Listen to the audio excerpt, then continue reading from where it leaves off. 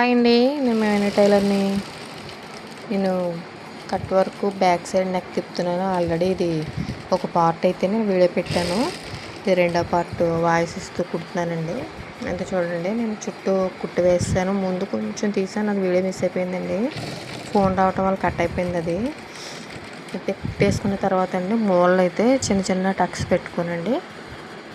కరువు దగ్గర చిన్న చిన్న టక్స్ పెట్టుకుని ఇలా తిరగేసుకోవాలండి. ఇది మూల నెక్ పై మెడ దగ్గర వచ్చి మూల అనమాట అండి. తాడు పెడతాం కదా ఆ ప్లేస్, ఇది బోట్ నెక్ అంటాం కదా ఆ మూల అనమాట అండి. అయితే అక్కడ మూల తిప్పుతాను. గట్టిగా పొడవకుండా అండి, కత్తిరి మూలలు తీసుకొని లైట్గా పొడుచుకొని మూలలు యువతలకు తీసుకోవాలండి. షేప్ వచ్చేలాగా తీసుకున్న తర్వాత శుభ్రంగా అన్నీ తీసి దీన్ని మడుచుకుంటూనండి అడుగు లైనింగ్ పైకి అయితే రాకుండా చివరి ఒక కుట్టు వేసుకోవాలి. ఆ కుట్టు వేసుకుంటాం వల్ల షేప్ అయితే చూపిస్తుందండి.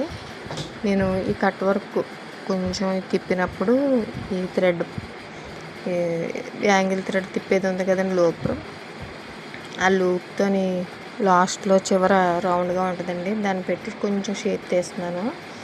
అది బాగా ఉపయోగపడుతుందండి తీయడానికి. అలా చాలాసార్లు తీసాను నేను, బాగుందండి.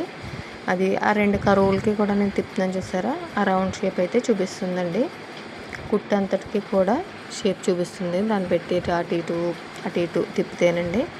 అలా తిప్పిన తర్వాత చివరి ఒక కుట్టు వేసుకుంటూ వచ్చేయాలి. చూడండి, నేను బాగా వేస్తున్నాను. నెమ్మదిగా, కంగారు ఏమీ లేదండి, నెమ్మదిగా వేసుకుంటే షేప్ వస్తుంది. ఇటువంటి కుట్టినప్పుడు కంగారు పడకూడదు. చిరాకుగా వేసామంటే అండి నీట్నెస్ ఉండదు. చివరే నీట్గా కుట్లు వేసుకుంటే అండి చూడటానికి అందంగా ఆకర్షణీయంగా కనిపిస్తాయండి నెక్కలు అయితేని. నెక్క కుట్టుకునేటప్పుడు మట్టుకు చాలా జాగ్రత్తగా కుట్టుకోవాలండి. చూడండి, మొత్తం అంతా కుట్టేస్తాను నేను అయితేనే. పైన రౌండ్ కూడా వేస్తున్నాను. దీంతో కుట్టు అయితే కంప్లీట్ అయిపోయినట్టే.